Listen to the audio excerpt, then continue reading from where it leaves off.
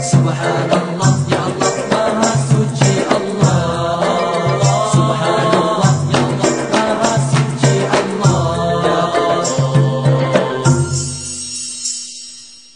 Subhanallah, Maha Suci Allah. Alhamdulillah, segala puji bagi Allah. Allahu Akbar, Allah yang Maha Besar. Segala pujian hanya untukmu.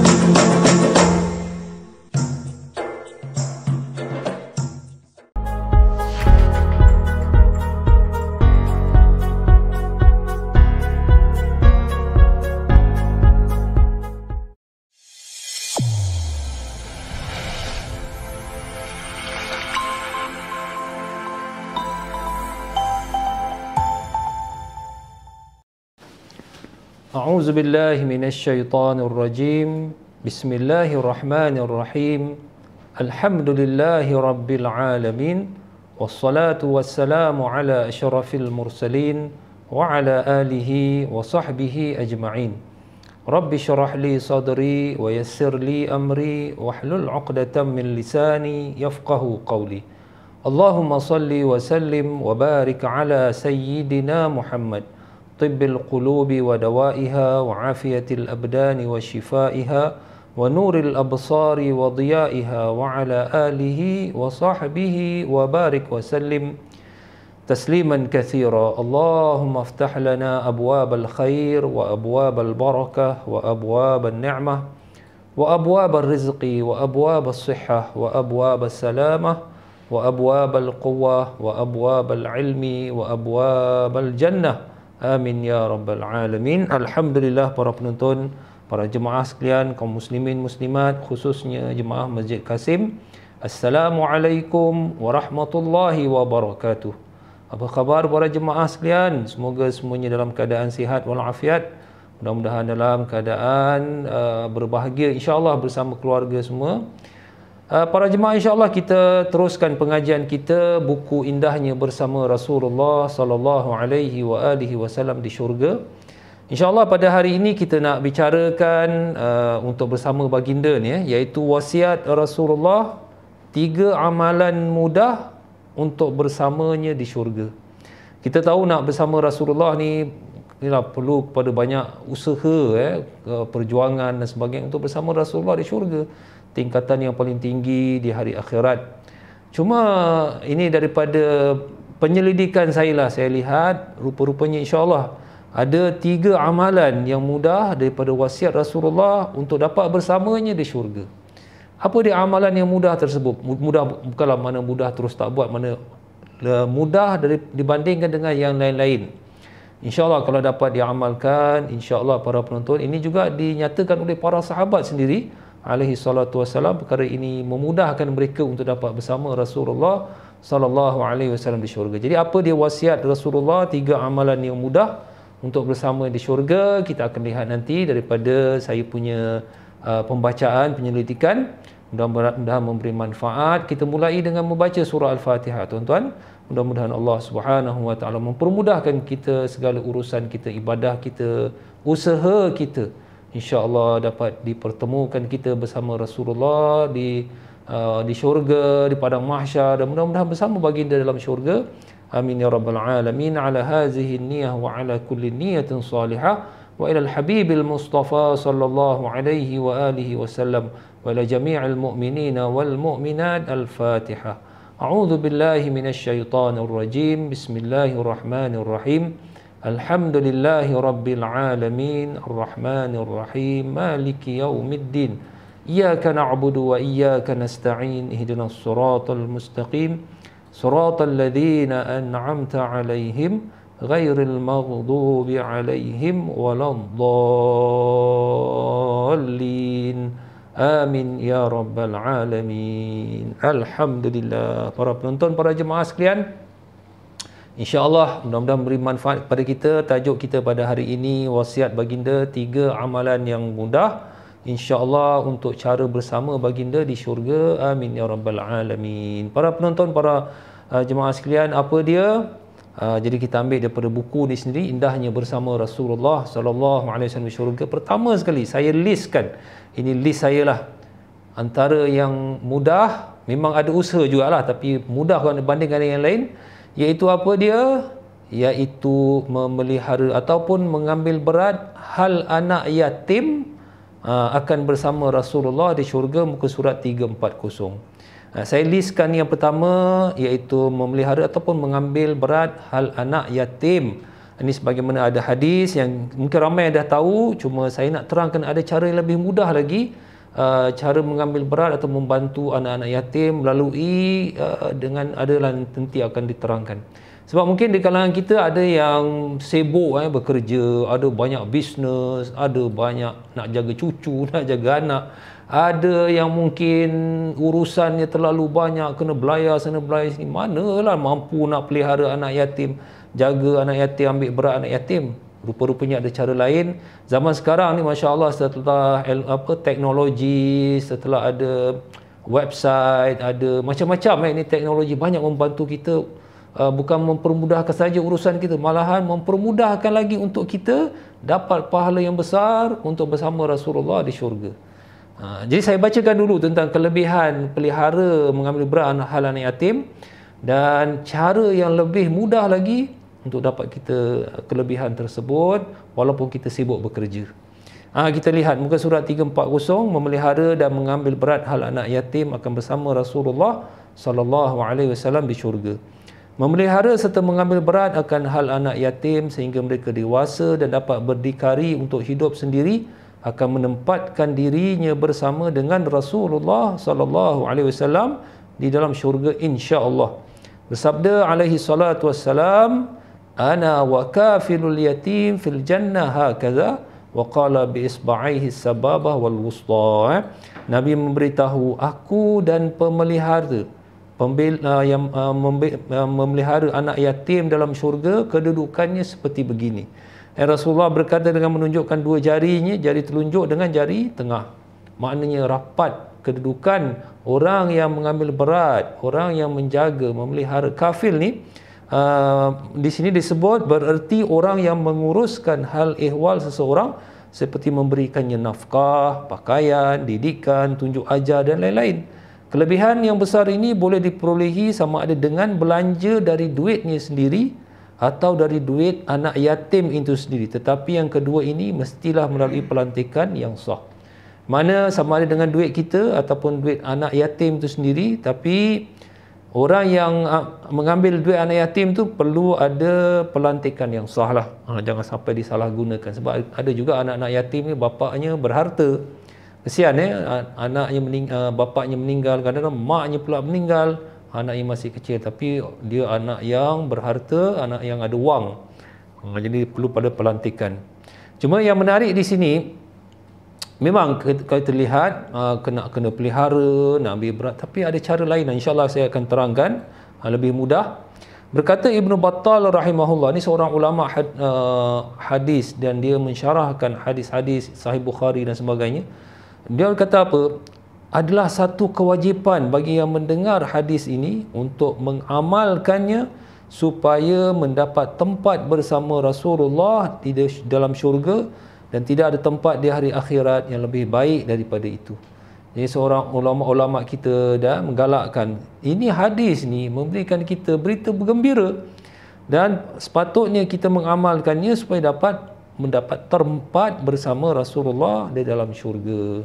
Para jemaah, jadi mungkin pada zaman dulu kita nak mengambil berat, nak membantu memelihara anak yatim memang agak sukar. Tapi pada zaman sekarang ni insya-Allah ada cara yang lebih mudah. Nanti insya-Allah saya terangkan, saya baca dulu sedikit. Muka surat 341. Seterusnya berkata Imam Ibn Hajar Asqalani rahimahullah, mungkin apa yang dimaksudkan di sini ialah dekatnya kedudukan nanti bersama Rasulullah sewaktu masuk ke syurga. Mana sama ada masuk bersama Rasulullah ke tempat bersama Rasulullah, memang kedudukannya dekat dengan baginda alaihi salatu wassalam. Jadi satu perkara yang boleh kita lihat dari sudut yang lain iaitu menderma untuk membina rumah anak-anak yatim dan juga untuk pengurusan mereka. Memandangkan masa bagi kita untuk menguruskan anak yatim adalah terhad dan mungkin tidak ada masa dalam pengurusan mereka. Jadi sekarang semua orang ada urusan, ada pekerjaan, ada dia punya tanggungjawab untuk nak pelihara, nak ambil berat susah. Jadi antara cara lainnya juga menderma untuk pembinaan rumah-rumah anak yatim atau menderma dalam pengurusan mereka. Dia tak dapat bantu, dia tak dapat memelihara, tak dapat mengambil berat, tapi dengan cara menderma terbina rumah anak-anak yatim, terbina, terurus urusan mereka, kita bayarkan gaji orang tertentu. Sebab kita ni masa terhad lah, masyarakat kita tahulah bangun pagi, balik malam, kerja itu, kadang bawa taksi ada, bawa businessman, macam mana jadi kita bangunkan dengan derma kita rumah-rumah tumpangan ataupun rumah anak yatim, pengurusan kita bayarkan gaji. Jadi sebagaimana terdapat dalam sebuah hadis bahawa menyiapkan bekalan alat-alat orang yang nak berjuang fisabilillah sama pahala seperti orang berjuang, maka begitu juga menderma sehingga terbentuknya bangunan untuk anak-anak yatim dan membayar kos pengurusan mereka, tidak kurang pahalanya seperti orang yang menguruskan hal ehwal anak-anak yatim. Jadi macam orang yang menyiapkan bekalan, menyiapkan belanja untuk orang yang berjuang fisabilillah sama pahala, maka begitu jugalah kita menyiapkan dengan derma wang sehingga terbina rumah anak yatim, membayar kos pengurusan sama pahala insya-Allah. Sebab kalau nak pelihara pun tak ada duit, nak pelihara pun tak ada bantuan pun susah juga. Malahan kadang-kadang dengan menderma untuk anak-anak yatim tu, kalau sekiranya ramai anak-anak yatim kita boleh derma dan pelihara, itu lebih baik dan lebih besar pahala hanya setakat pelihara satu saja anak yatim. Jadi itu yang saya nak tekankan, maka lagi banyak kita menderma untuk memelihara lagi ramai anak-anak yatim, lagi besar insya-Allah pahalanya. Baik, sekarang macam mana? Saya terangkan tadi, ini perkara mudah zaman sekarang.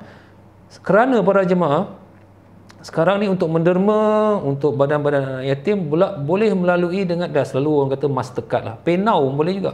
Macam sekarang kita pergi website Darul Ihsan ni, anak-anak yatim ni Singapura lah. Mungkin sekarang kita dah boleh PayNow, senang orang buat PayNow, dah derma. Dulu kalau tidak nak pergi sana nak bayar, orang tak ada masa, kadang-kadang nak bayar cek, nak pakai surat dah terlupa. Tapi PayNow saya rasa dah memudahkan. Bukan sahaja di Singapura para jemaah, anak-anak yatim kita boleh derma, rumah tumpangan ini, pengurusan, bayar gaji orang-orang jaga. Malahan sekarang ni satu dunia punya anak-anak yatim kita boleh derma, kita boleh bangunkan tempat mereka, menguruskan mereka, memberi pelajaran bagi mereka. Dan sekarang Masya Allah ada website untuk derma anak-anak yatim di seluruh dunia. Macam sekarang ni ada anak-anak yatim, bantuan anak-anak yatim orang-orang Palestin, semua boleh dipercayai insya-Allah. Begitu juga derma untuk anak-anak yatim orang-orang Syria, pelarian, anak-anak yatim daripada Yaman, daripada Rohingya, daripada Bangladesh, daripada mana Afrika, seluruh pelosok dunia. Sekarang setiap negara ni ada badan-badan untuk memelihara anak yatim, dan sekarang ada cara yang lebih mudah untuk menderma. Jadi kalau tuan-tuan para jemaah ada wang, ada harta yang lebihan, kita boleh buat derma secara PayNow kalau Singapura ataupun Mastercard lah. Sekarang nak apply Mastercard pun bukannya susah sangat, insya-Allah boleh. Dan jangan gunakan Mastercard untuk beli bukan-bukan. Sekarang kita belanja derma untuk anak yatim.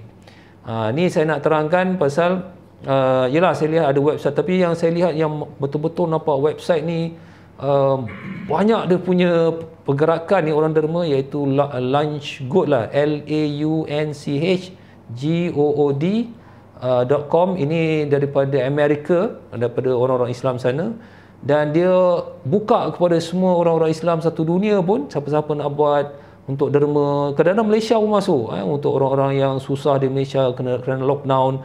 Dulu saya ingat orang Singapura pun masuk dekat situ untuk minta derma untuk orang-orang Bangladesh yang bekerja kat Singapura, penuh, sukses lagi, dapat apa-apa 10,000 bantuan. Jadi di situ juga ada orang anak yatim daripada seluruh dunia lah.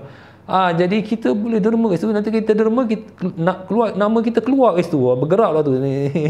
Kemudian nama kita pun tak hilang daripada tempat derma orang di situ, dan orang yang bertanggungjawab situ pun kita boleh kontak, nak pastikan betul ke tidak. Jadi ini satu peluang bagi kita para jemaah semasa kita masih hidup, peluang untuk dapat bersama Rasulullah SAW di syurga, iaitu menderma untuk pengurusan anak-anak yatim, bukan setakat di Singapura saja dengan PayNow, tapi dengan Mastercard di seluruh dunia. Banyak orang anak yatim kita lihat di Palestin, kesian budak-budak kecil, ya Allah, cantik-cantik, dah macam Mak Saleh pun tak cantik, matanya, dia punya rambutnya cantik betul, tapi anak yatim, kesian ya, mak bapak meninggal di Syria, di Afrika. Kadang-kadang saya derma, kadang-kadang mereka email, dia tunjukkan ini budak dia yang kita derma ni, anak yatim. Mana kita gembira lah makna dapat derma anak-anak yatim macam itu, orang-orang Islam Afrika dan sebagainya. Jadi ini pertama para jemaah. Yang kedua, anak yatim ni antara amalan mudah, insya-Allah dapat bersama baginda di syurga. Zaman sekarang lagi teknologi makin mudah, lagi memudahkan kita punya ibadah lagi. Yang kedua para jemaah, yang amalan yang mudah, wasiat baginda, amalan mudah untuk bersamanya, iaitu apa dia? Cinta kepada Rasulullah sallallahu alaihi wasallam. Cinta ni para jemaah, kadang-kadang kita tak mampu apa yang dapat dibuat oleh para sahabat Nabi SAW. Sehingga sahabat-sahabat Nabi seperti Anas bin Malik radhiyallahu anhu, dia kata kami tidak mampu untuk melakukan seperti Sayyidina Abu Bakar, Sayyidina Umar yang ibadahnya, perjuangannya luar biasa. Tapi kerana cintanya kami kepada Rasulullah, cinta kepada sahabat-sahabat yang mulia ni, sedangkan Anas bin Malik pun sahabat juga, dia mencintai Abu Bakar, mudah-mudahan dengan kecintaan itu dikumpulkan bersama mereka. Lepas tu saya baca di sini makna ini satu amalan yang mudah, cinta. Walaupun satu perasaan dalam yang perlu kita tanam lah, tapi kalau kita dah dapat benda tu, yang lain-lain jadi mudah. Jadi ini cinta kepada Rasulullah sallallahu alaihi wasallam, muka surat iaitu muka surat 242, di mana Rasulullah sallallahu alaihi wasallam menyebut, man ahabbani kana ma'i fil jannah. Sesiapa yang mencintai aku, maka dia akan bersamaku dalam syurga. Kemudian ada seorang sahabat Nabi bertanya kepada Rasulullah sallallahu alaihi wasallam, ya Rasulullah, bilakah hari kiamat? Rasulullah bertanya, apa yang kamu siapkan? Nabi tak kasi tahu dulu. Kita ni kalau orang tanya bila kiamat, 1, 2, 3, 4, 5 sampai 10 kita kasi tahu. Rasulullah tak kasi tahu bila hari kiamat, tapi ditanya balik, apa persiapan kamu? Jadi sahabat tu menjawab, aku persiapkan cinta pada Allah dan Rasulnya. Ya Allah, kalau kita siapkan itulah, siapkan ini. Tapi sahabat tu kata, aku siapkan dengan cinta pada Allah dan Rasulnya. Maka Rasulullah menjawab, kamu akan dikumpulkan bersama orang yang kamu cintai. Jadi di sini Anas bin Malik, kita lihat ni Anas bin Malik radhiyallahu anhu, seorang sahabat. Dia kata apa? Tidaklah kami merasa gembira setelah kedatangan Islam dengan kegembiraan yang amat sangat setelah mendengar ucapan Nabi, kamu akan bersama dengan orang yang kamu cintai. Maknanya Anas bin Malik, begitu juga sahabat-sahabat yang lain, dia kata, setelah mendengar hadis ini, kamu akan bersama dengan orang yang kamu cintai. Tidak ada yang lebih kami gembira setelah masuk Islam selain daripada mendengar hadis tadi, kamu akan bersama dengan orang yang kamu cintai. Pasal apa? Pasal sahabat-sahabat ni yang macam Anas, sahabat yang lain, mereka pun tahu amalan ibadah ni memang berat. Ada orang boleh mampu itu, boleh berkorban hartanya, boleh berkorban segala-galanya. Ada sahabat-sahabat dia tak mampu. Jadi dia kata apa? Dia kata apa? Anas bin Malik kata apa? Sesungguhnya aku mencintai Allah dan Rasulnya, serta mencintai Abu Bakar dan Umar, dan aku mengharapkan dapat bersama mereka walaupun tidak dapat melakukan amalan seperti mereka. Para jemaah, kita ni apa lagi? Kita ni kadang-kadang dah lah sibuk itu, sibuk ini, kadang-kadang sembahyang pun ada terlepas, subuh pun kadang terlajak, kadang-kadang sembahyang pun tak khusyuk, kadang-kadang derma pun kurang, banyak kekurangan. Macam Anas bin Malik tadi, dia sahabat juga tapi dia tahu kekurangan dibandingkan dengan sahabat yang lain, banyak pengorbanan. Tapi dengan cintakan Allah dan Rasulnya, cinta kepada sahabat-sahabat, mudah-mudahan dapat dikumpulkan bersama mereka para jemaah. Jadi ini satu kelebihan besar. Cuma itulah cara untuk menanamkan rasa cinta kita kepada Rasulullah SAW. Itu kena menghayati kehidupan Rasulullah, kita kena berdoa lah. Ya Allah, Allahumma inni as'aluka hubbak wa hubba Rasulillah. Ya Allah, aku berdoa supaya ditanamkan dalam diri kita ini cinta kepada Allah dan cinta kepada Rasulullah sallallahu alaihi wasallam. Jadi kalau dah tertanam, insya-Allah mempermudahlah lagi urusan kita. Dan saya listkan cinta kepada Rasulullah ni yang kedua, wasiat baginda, amalan yang mudah untuk bersama Rasulullah sallallahu alaihi wasallam di syurga. Macam sahabat pun, Anas bin Malik pun mengaku susah untuk melakukan ibadah yang banyak, sedekah yang banyak, tapi dengan kecintaan kepada Rasulullah, mudah-mudahan bersama Rasulullah dalam syurga. Baik, ini yang kedua. Yang ketiga para jemaah, ini pun satu lagi perkara yang cukup luar biasa ni, mungkin ramai yang tidak tahu. Antara wasiat Rasulullah, amalan yang mudah untuk bersama baginda dalam syurga, iaitu yang kita tak lama lagi akan hadapi ni, iaitu beramal 1 sehingga 10 Zulhijjah. Beramal antara 1 sehingga 10 Zulhijjah, sebab pahalanya, hadis sahih, pahalanya kalau diterima Allah Ta'ala seperti orang yang mati syahid. Amalan dia seperti amalan orang mati syahid. Sedangkan Al-Quran memberitahu orang yang mati syahid ini akan bersama dengan Rasulullah sallallahu alaihi wasallam, sebagaimana ayat menyebut, wa may yuti'illaha wa rasul fa ulaika ma'al ladzina an'ama Allahu 'alaihim minan nabiyyin was-siddiqin wasyuhada' was-salihin.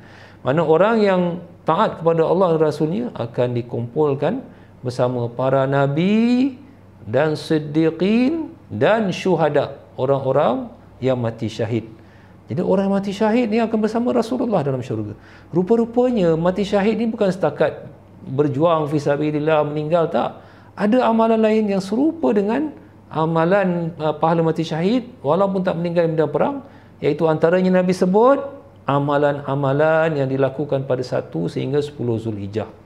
Baik, saya baca di sini hadis di dalam buku ni tidak ada, saya buka buku yang lain. Hadisnya menyebut mal amal, hadis sahih riwayat Imam Bukhari.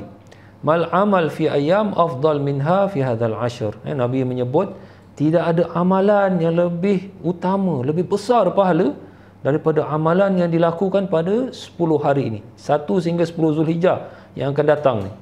Maka sahabat bertanya, ya Rasulullah, tidak juga orang yang berjuang fisabilillah? Sebab dalam hadis menyebut orang yang berjuang fisabilillah dia akan mendapat 100 darjat dalam syurga. Maka Rasulullah menjawab, tidak juga orang yang berjuang fisabilillah, melainkan jadi ada satu amalan yang boleh menandingi amalan-amalan yang kita buat antara 1 sehingga 10 Zulhijjah. Apa dia? Melainkan orang yang keluar mempertaruhkan jiwa dan hartanya lalu tidak kembali dengan apa-apa pun. Mana dia keluar berjuang, kemudian dia tak kembali, maknanya mati syahid lah. Jadi hanya darjat orang yang mati syahid saja boleh menandingi apa sahaja amalan yang dilakukan pada awal Zulhijjah, 1 hingga 10 Zulhijjah. Nabi dah sebut, tadi saya sebut, tidak ada amalan yang lebih utama, lebih besar pahala daripada amalan-amalan yang dilakukan pada 10 hari tersebut. Dan begitu juga ada hadis menyebut afdal ayyamud dunya ayyamul ashr. Sebaik-baik hari dunia ini iaitu 10 Zulhijjah, 1 hingga 10 Zulhijjah. Maka Rasulullah ditanya, wala mithluhunna fi sabilillah, walaupun orang berjuang fi sabilillah, tak sama. Illa rajulun afara wajahu biturab, melainkan orang yang mukanya disembamkan di bumi. Maksud dia orang yang meninggal kerana mati syahid. Makna ai syahidun. Ini semua antara hadis-hadis yang sahih. Para jemaah rahimakumullah. Jadi di sini ulama menerangkan apa dia amalan-amalan tersebut 1 hingga 10 Zulhijjah, iaitu antaranya pergi haji lah. Tapi tahun ni haji ni kita dah tak dapat pergilah. Kalau nak pergi haji pun kena kuota, sekarang pun ke tengah Covid. Jadi antara amalan terbaik mengerjakan haji. Sebab itu Rasulullah beritahu haji ini tidak ada balasan melainkan syurga. Tak ada melainkan syurga. Malahan Rasulullah beritahu orang yang dapat haji mabrur seperti bayi yang baru lahir, bersih, tak ada dosa langsung. Dan begitulah para jemaah, ini 3 amalan iaitu kafilul yatim, iaitu memelihara anak yatim, ataupun sekarang lebih mudah menderma. Sekarang dah ada lebih mudah Mastercard ataupun PayNow, lebih mudah untuk menderma Darul Ihsan ataupun orang-orang anak-anak yatim seluruh dunia pun boleh. Kedua, mencintai Rasulullah sallallahu alaihi wasallam. Kita tak mampu nak melakukan ibadah orang-orang soleh, tapi kita mampu mencintai Rasulullah. Yang ketiga, orang yang dapat beramal pada 1 hingga 10 Zulhijjah, antaranya haji, antaranya juga puasa Arafah, antaranya juga ibadah korban, antaranya juga cuba khatam Al-Quran, antaranya juga banyak seperti akhir Ramadan lah, cuba berpuasa 1 sehingga 9 Zulhijjah. Kalau tak dapat juga 9 Zulhijjah, dan kalau boleh banyak bersedekah, banyak sembahyang tahajud. Mudah-mudahan kalau diterima Allah Ta'ala ni, confirm pahala orang yang mati syahid bersama Rasulullah sallallahu alaihi wasallam. Sekian para jemaah, mudah-mudahan memberi manfaat kepada kita, amalan-amalan yang mudah untuk bersama Rasulullah di syurga. Subhanakallahumma wa bihamdika asyhadu an la ilaha illa anta astaghfiruka wa atubu ilaik. Wa sallallahu ala sayyidina Muhammad wa ala alihi wa sahbihi wasallam. Alhamdulillahi rabbil alamin. Wassalamu alaikum warahmatullahi wabarakatuh.